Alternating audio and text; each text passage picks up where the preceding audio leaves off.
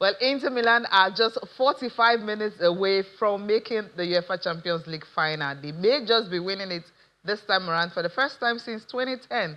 That was under Jose Mourinho. Welcome to Sport Tonight. I'm Cecilia Mogbe, right here from our Lagos studio. Tonight on the show, yes, we'll be focusing on the UEFA Champions League. I'll give you updates of the game currently going on. Barcelona and Inter Milan. Inter Milan leading by 2-0, and so is 5-3 on aggregate. Arsenal will be in action tomorrow. Yes, you'll be hearing from the coaches talking about the games ahead of tomorrow.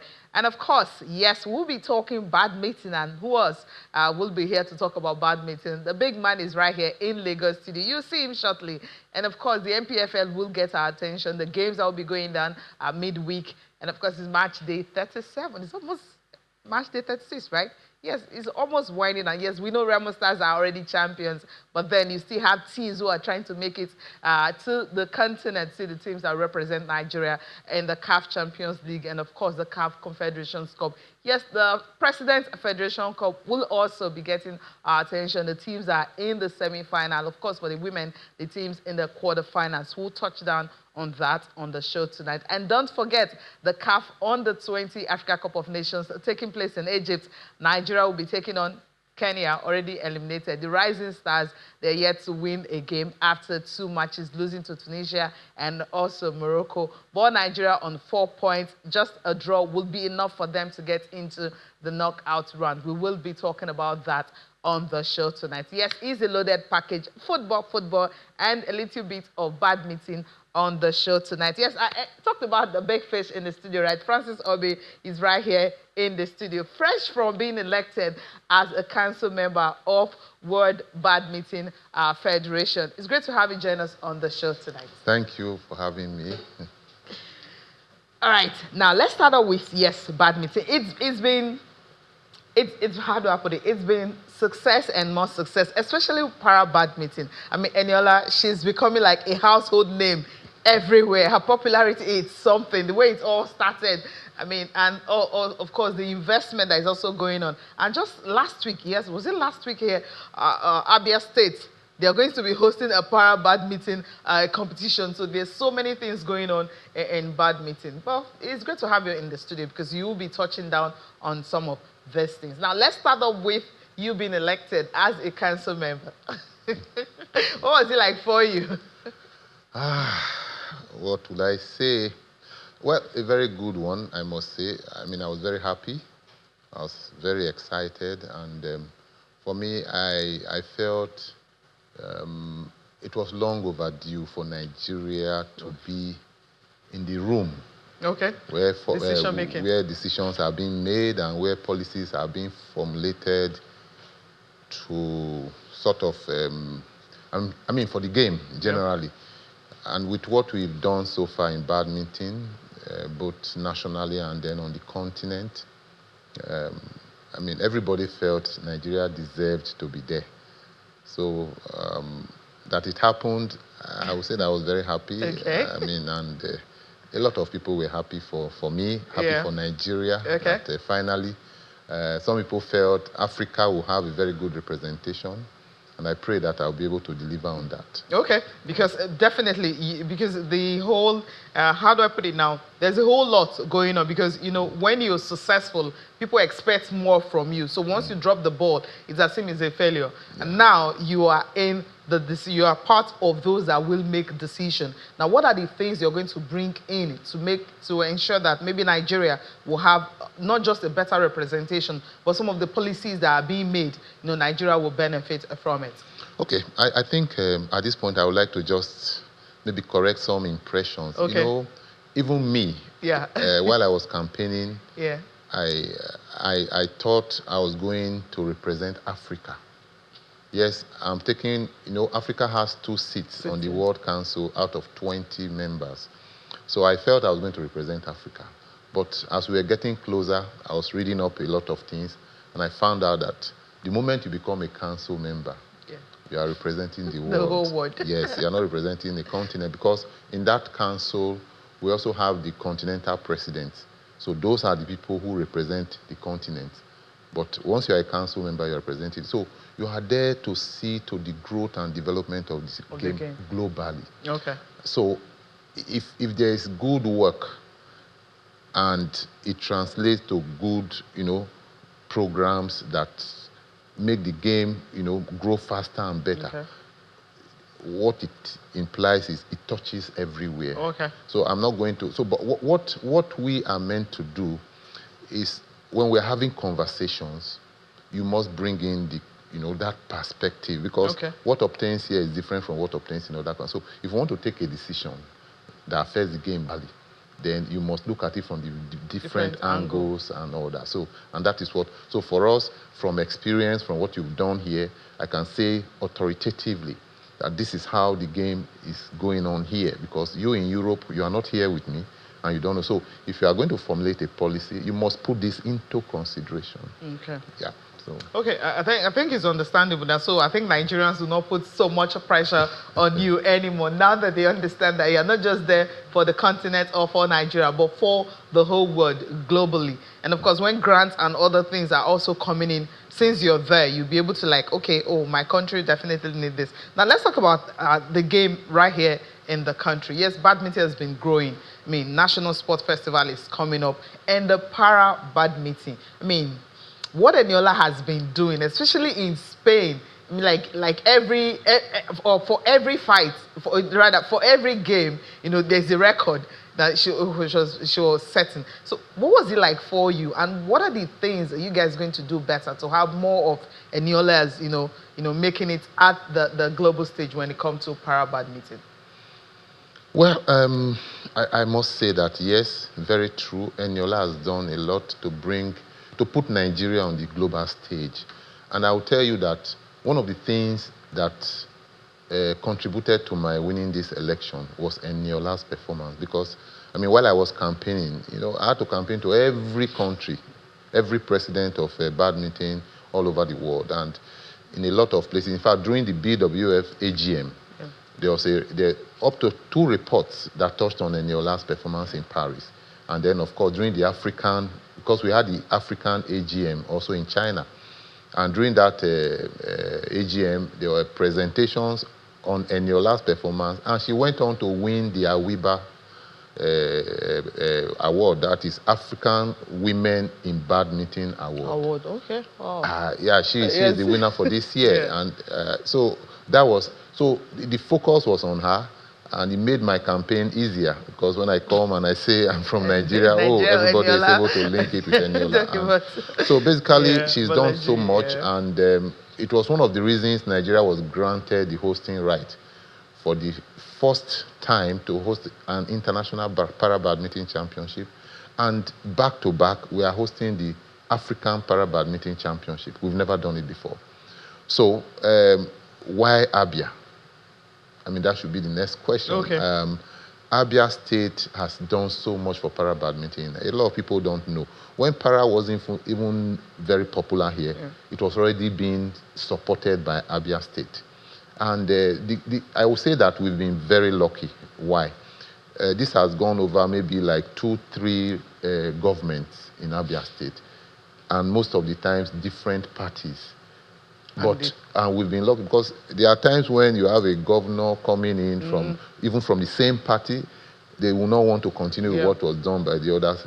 There's no continuity. But we've been very lucky that every governor that has come in Abia has taken particular interest in para-badminton. And so at a time, we went out to play in Uganda, and the whole team, the national team, had about 80% of the players from Abia State. Wow. Yes, and I can tell you on some of those occasions, they go there and they come back with 8 to 10 gold medals. I mean, they've done very well. So when the opportunity came and we were being encouraged, they said, with what Eniola has done, Nigeria should make a statement in para-badminton, and let her performance also inspire the next generation of players, to see. And the thing about para, from the BWF angle, is it just emphasizes on inclusion, to make the people with disability, make them feel carried along, give them a sense of belonging. So for us, we are very excited, and Abia State, we are ready, and we bidded, and we won. So now we are preparing. It's going to be end of September to early October. Yeah. And we want to put up something that Africa has not seen before in para-badminton. Yeah. Interesting. I like that because, I mean, when you started with, when Eniola became the first African, Paralympian medalist, in Paris, the celebration was huge. Yeah. So we're like, what happened next? Is it just going to be a one-off? But you guys have been able to continue, trying to build up more, especially this championship that is coming up, in Abia State. Now, what are the plans outside? You're saying it's going to be big, but we need to know more details. Is there going to be are you going to build maybe another structure? We have the facilities ready now, and then the players that will be coming in, how many countries are we expecting, and all of that? Well, there's a facility that already in place. Yes, already in place. So we're only trying to make sure that it is very a venue for para is different because accessibility, wheelchair, and all those things. I mean, so that's why the BCA, that's the African body, had sent a team to do the initial inspection. So this inauguration we did last week, we also had another inspection, and we gave a report to the world body because this time the BWF, they want to know. So we took videos, pictures, and measurements and all that. So the venue is looking good. For countries that are coming, it is when the prospectus goes out very soon. That's when countries will begin to, enter their players. And when it closes, then we know exactly how many countries have entered and how many players are coming. But, because this is the first time, we've never had it before. Unlike for badminton, we've had 7 editions of Lagos International. So, it's like it's just a playbook. It's easier. It's easier. But this one, that's why we are paying more attention, because they are totally different events entirely, and want to see that we make. So the good thing is that, like I was in Spain with Eniola when she won these 2 last championships. So, and the reason why I went was I really wanted to see para-badminton being organized at that level. One of the championships was level 1, which is the highest, and then the second one was level 2. So I saw, but what we are doing is a level 3.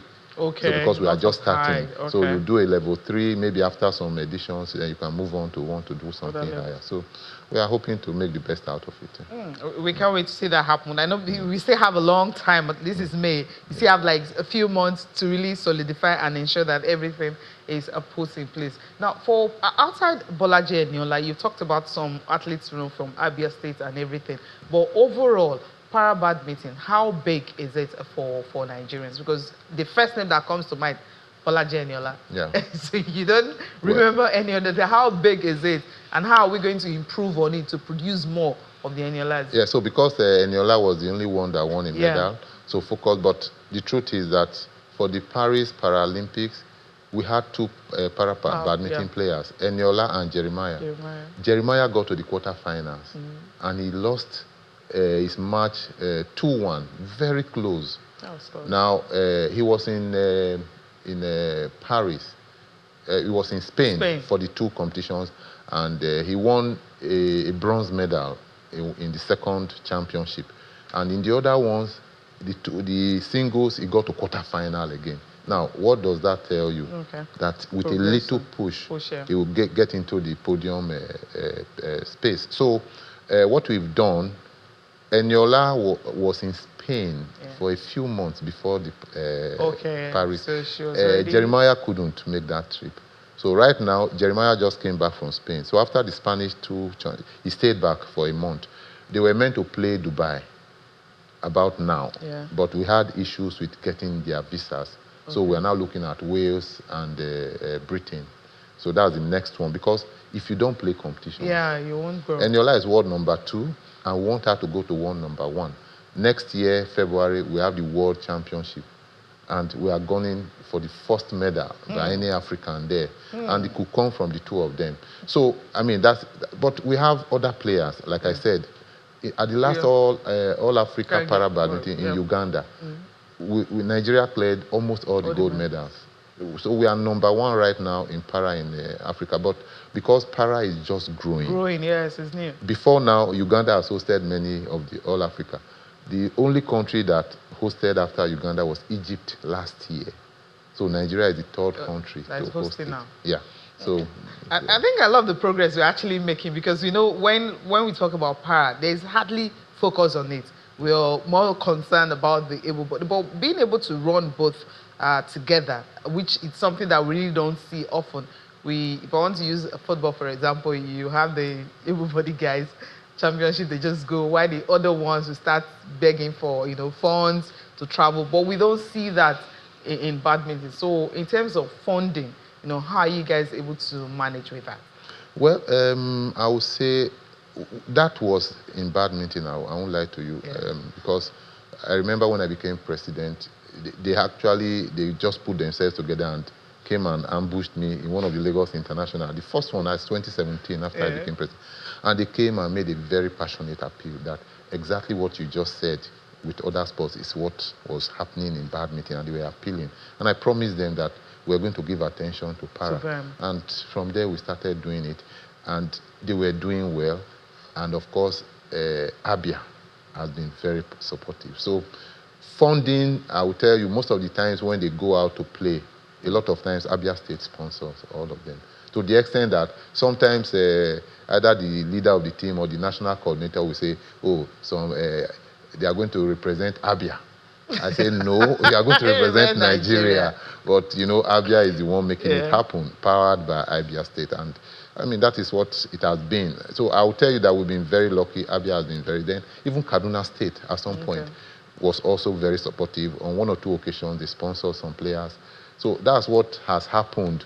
We've not really gotten any huge corporate, but something big is about to happen. It's coming up. Yes, for para, as a result of Eniola's performance. And, I mean, that is what normally would happen.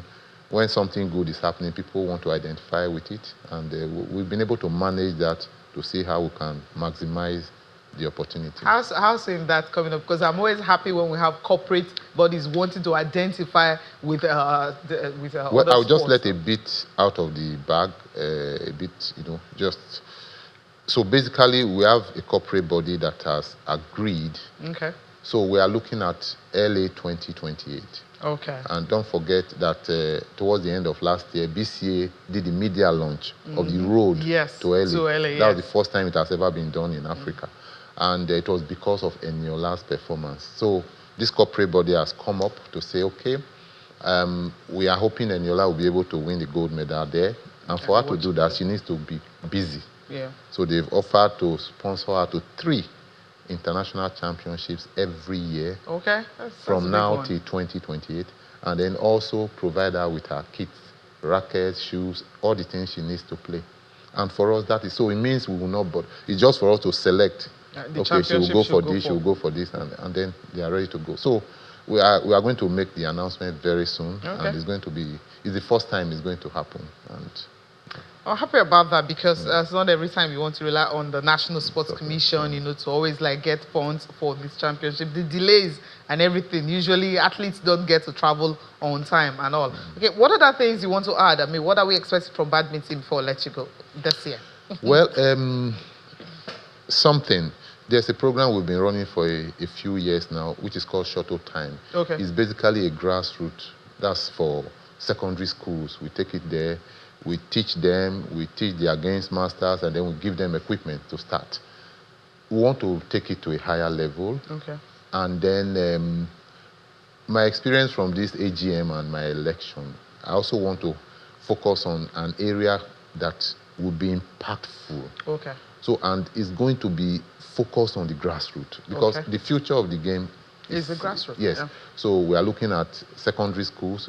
The program is going to be more robust and it's going to be bigger. And then we are even looking for impact and inclusion. IDPs, we want to take the game there. Places where people would not have thought that. I mean, so they are there. I'm sure maybe if they are lucky, they can have a football to kick around. But nobody thinks about it. So we want to create excitement, go to those places where we can actually make a difference, make them feel give them a sense of belonging, and make them feel that they are also being appreciated. People care for them, So it's something that we are going to really focus on, and I'm already getting quite a lot of buy-ins. All right. All right, thank you very much, Francis Obi, for coming on the show tonight. Thank you for having me. Hopefully that inclusion thing, I'm really anticipating and waiting to see how it's going to happen with the IDP. We'll go on a break now. On our DSTV platform, we'll be having Inside the Niger Delta with Mahmoud Akora. And of course, all other platforms, Sport Tonight will continue. And Idris will be joining me at that time.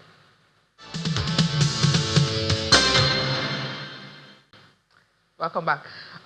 Kehinde Idris is right here in the studio. Kehinde, it's good to have you. It's good to be here, Cecilia. It's good to join you. And I was at Hill, listening to Francis Obi, one of the finest, federation's president, following all of his antecedents now, even moving higher.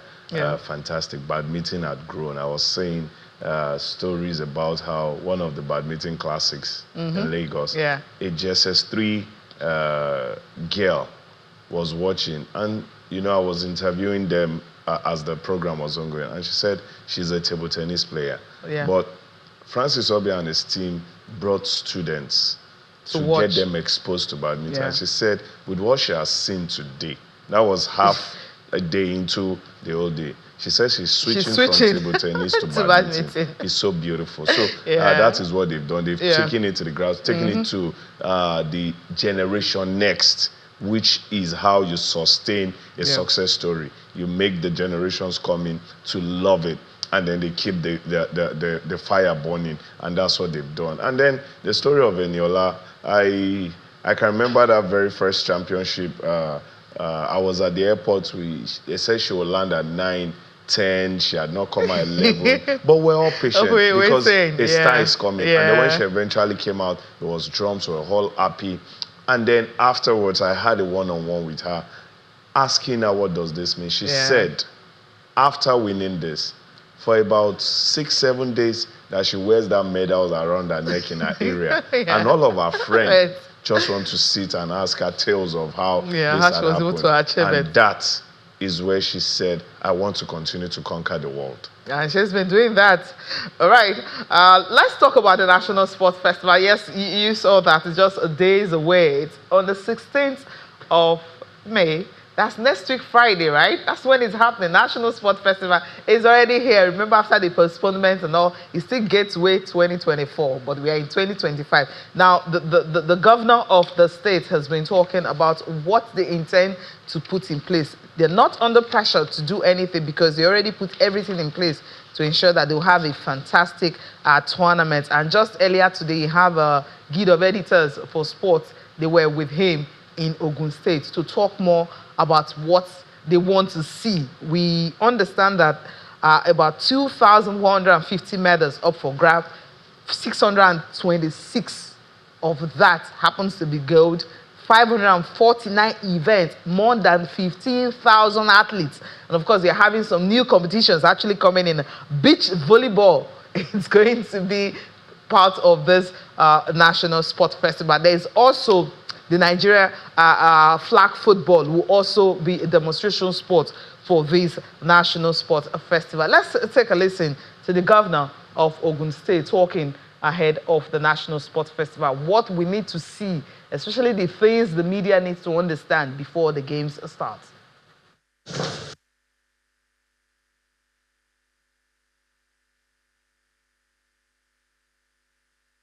We hosted before in 2006, and it has been a reference festival. This sports festival started in 1973. I want to assure you that this festival, this year, being hosted by Ogun State, will be the benchmark of sports festival. The benchmark. We're preparing our Ogun State team, the team Ogun.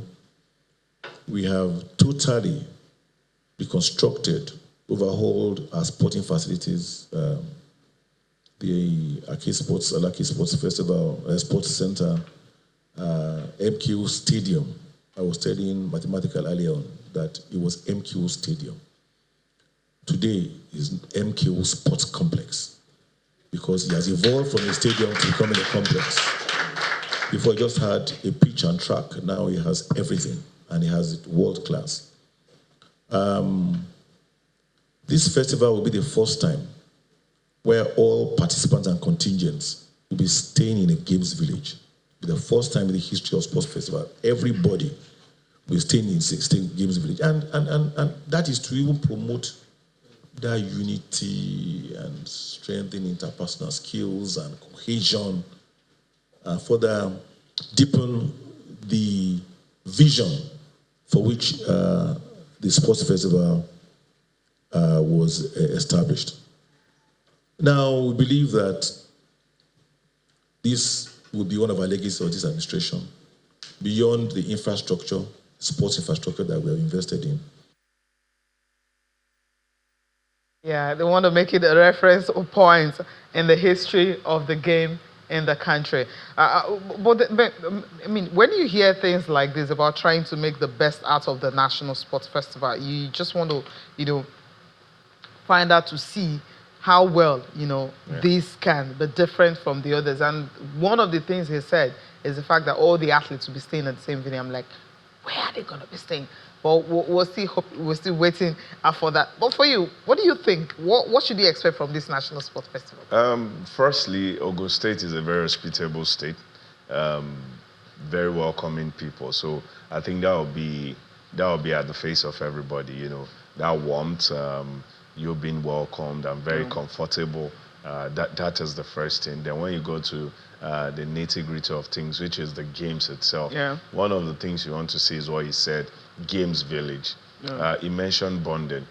You all are in the same place and all of that. There is this, maybe Nasarawa are not a sporting state, Lagos is more of a sporting, but when you guys are all together, you'll find uniqueness in everybody. And probably from there you start to understand everybody have got their strengths, their abilities, and you need to respect everybody on that ground. And I'm really looking forward to that sports village.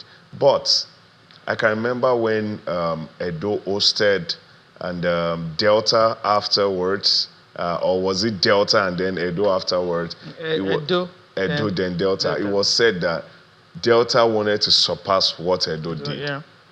And now Ogun State needs to surpass what Delta had done. It's as simple.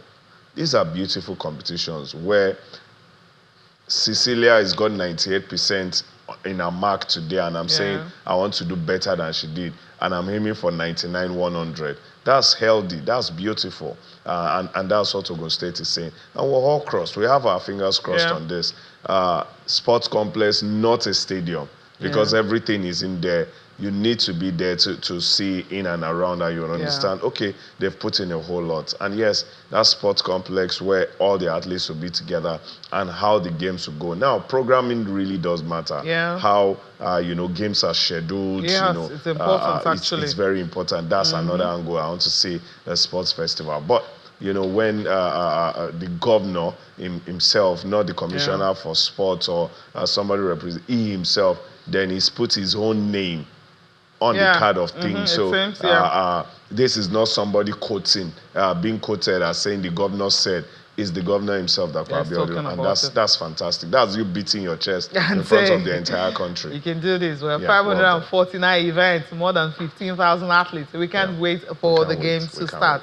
Right, let's leave the National Sports Festival and touch down on the Flying Eagles of Nigeria. They will be up against Kenya tomorrow, and it means it will be the 100th game. And of course, the coaches and the players have been saying they want to ensure that it's not just a game of a draw. They want to win and celebrate that 100th victory. Let's just take a look at the result that happened on Monday and today, and also we look forward to the fixtures that will happen. But then when you take a look at the Flying Eagles of Nigeria, what if that mean?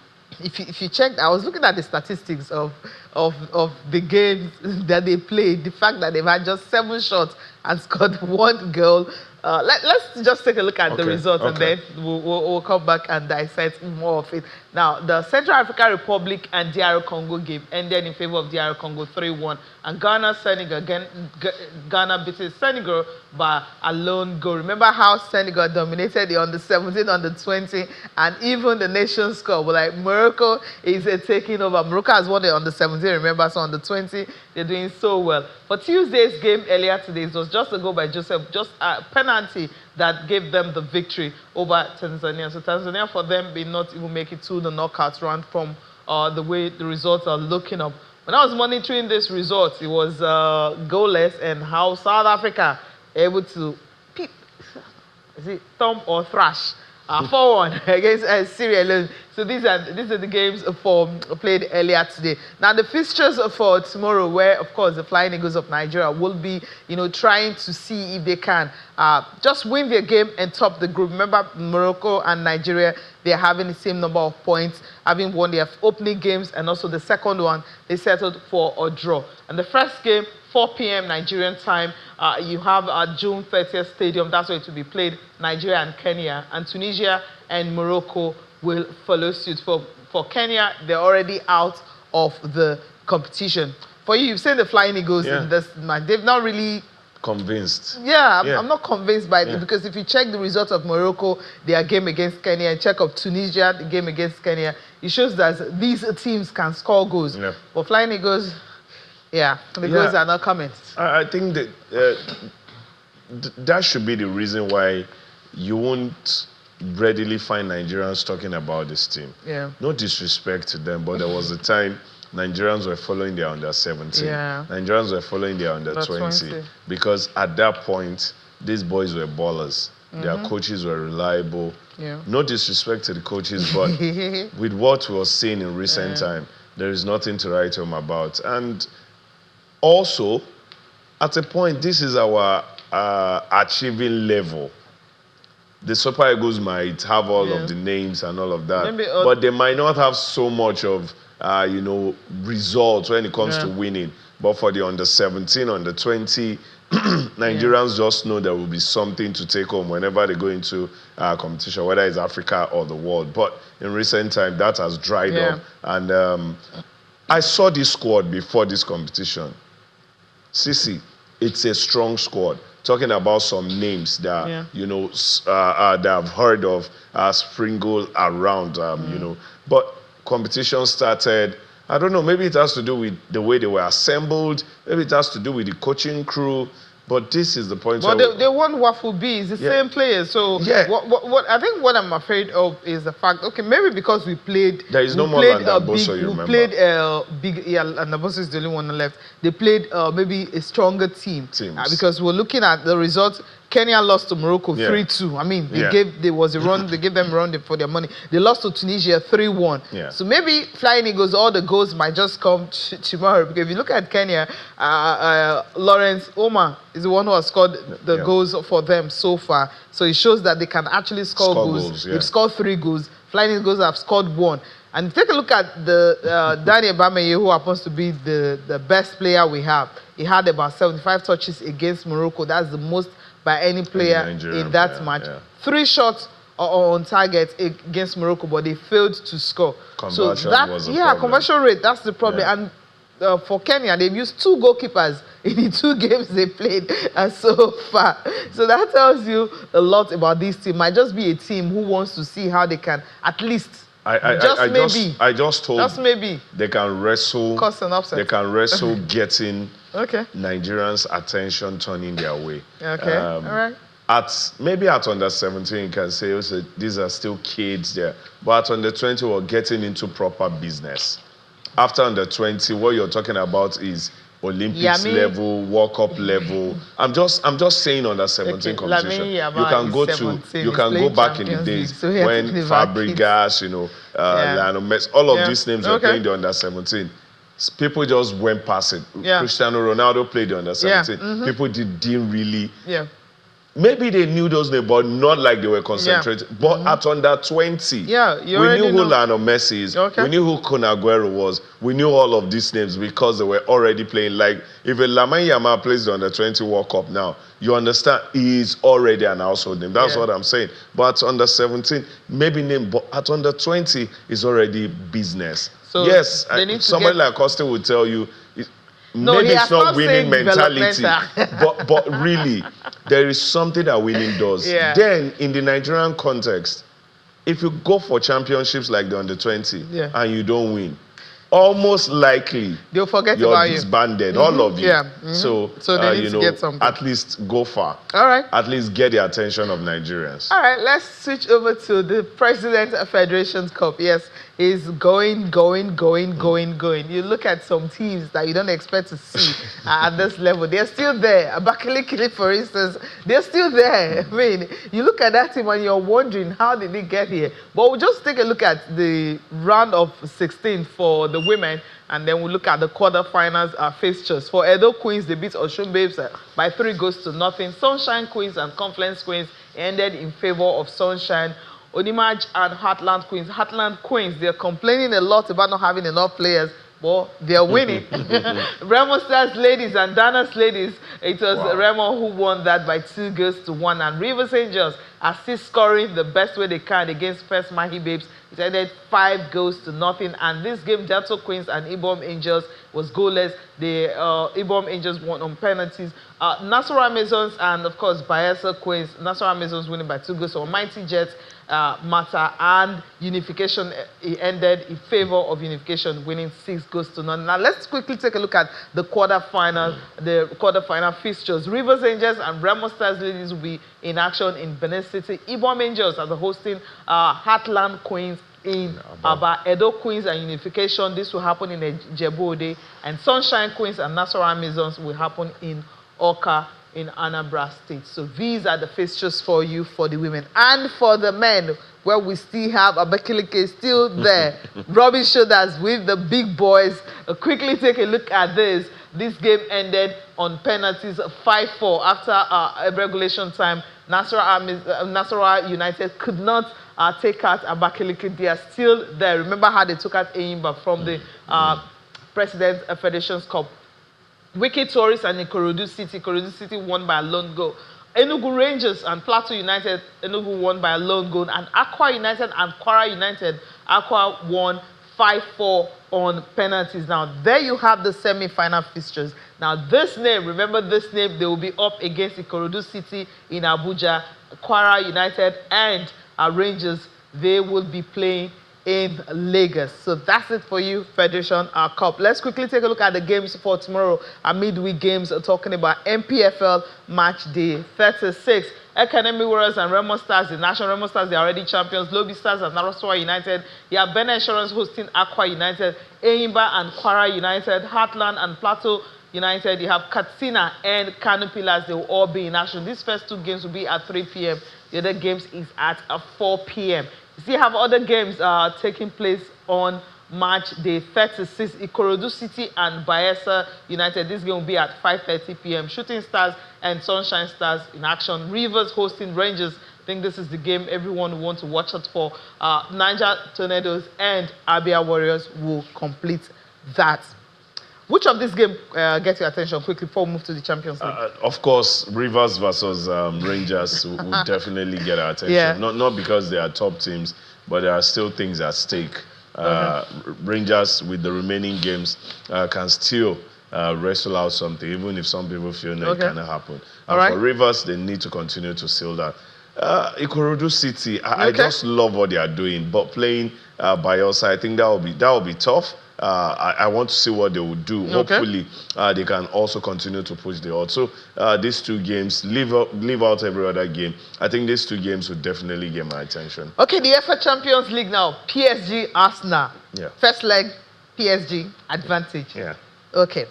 What do you think? What's going to happen in second leg tomorrow night? Because right now you're having Inter Milan, Barcelona is still 2-2, okay. 5-5 on aggregate. This might just go into like penalty. I always say, it's the magical night of the UEFA Champions League. Yes. It's either after the game you're talking about an individual or a team or a coach and all of that. Yeah. And I think the Barcelona game is telling us a story. And this PSG Arsenal game will give us another drama. But there is something about Champions League. Every time I say that, it always sounds like a broken record. If you go and beat a team on their own turf, always be mindful. Because whatever you can do away in the Champions League can be done to you at home, except if you come with the A game that you did right there on the away ground. So, waiting to see magic. Fantastic team, PSG. Beautiful football. But Arsenal, I think since taking out Real Madrid, I've had everybody turning their heads towards the what can you do next? And the next is they play PSG, they lose at home. Can you wrestle something off at the Parc des Princes? They want to make statement. That's what Arteta has been saying. Declan Rice has been saying they want to make statement. These people want to make statement. But you will listen to them after the show. Akane Idris, thank you so much for doing this with me tonight. It's lovely being here. And yes, we're being thrilled to good Champions League games tonight. Yeah, it's interesting. Inter Milan and Barcelona, they are locked in 5-5 on aggregate. We're not leaving you with the presser from Luis Enrique and also that of Arteta and Declan Rice talking ahead of the Champions League game tomorrow night. Thank you so much for watching. I'm Cecilia Omogbe. Have a good night's rest.